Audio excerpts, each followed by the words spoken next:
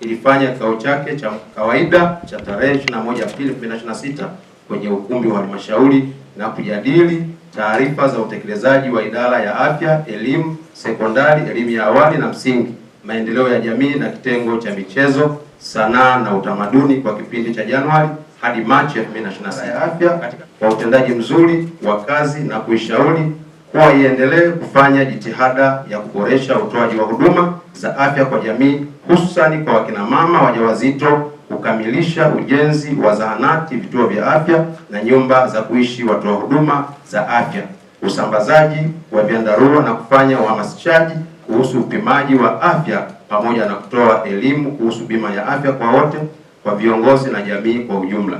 Vile vile, kamati ilishauri kuwa idara ifanye ufuatiliaji wa kina ili kubaini changamoto mbalimbali zikiwemo akina mama wajawazito na watoto chini ya miaka 5 kutozwa gharama za matibabu, utoaji wa elimu kwa jamii kuhusu kufanya maandalizi ya mahitaji kwa kina mama wajawazito kama vile ununuzi wa kanga na maandalizi. Wilaya yetu Ludewa tuna changamoto sana ya upatikanaji wa maji safi na salama.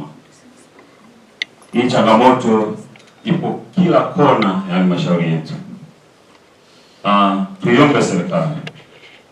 Tuiombe serikali isaidie hiki kitengo au idara hii inayohusika na maji kwa maana ya RUWASA wapate fedha, kwa sababu sasa hivi hata fedha tu za kufika kwenye site ukiwahitaji hawawezi kufika, fedha mafuta hawana.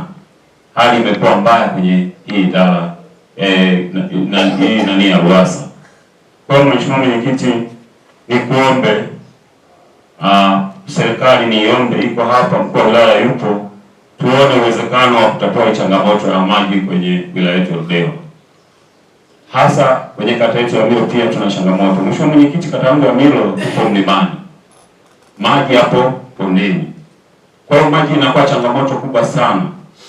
Pale Mapogoro tulikuwa na pampu ambayo ilikuwa inapeleka maji kwenye matenki.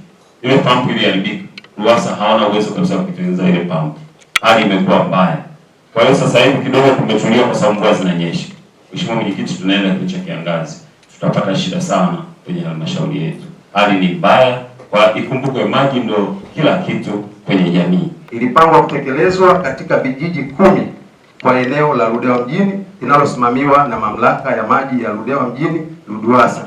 Jumla ya miradi miwili yenye thamani ya dola milioni 3,273,888 ilipangwa kutekelezwa katika vijiji hivi viwili. Baada ya mfadhili wa USAID kujitoa na kujiondoa kabisa, nadhani mlisikia waheshimiwa wananchi na waheshimiwa diwani na wakuu wa idara, mlisikia ile Marekani alijiondoa. Kwa hiyo baada ya kujiondoa, kwa hiyo imetengwa bajeti ya ndani sasa. Bajeti ya 2027/28 itatekeleza miradi hii. Kwa hiyo tuendelee kuwa na subira ili bajeti ya ndani itakapoanza kutekelezwa 2027/28, basi mwisho wa siku tutaanza kipaumbele na vile vijiji 10 pamoja na vijiji vingine. Lakini Mheshimiwa Mwenyekiti, changamoto ya maji imekuwa ni kero kubwa sana.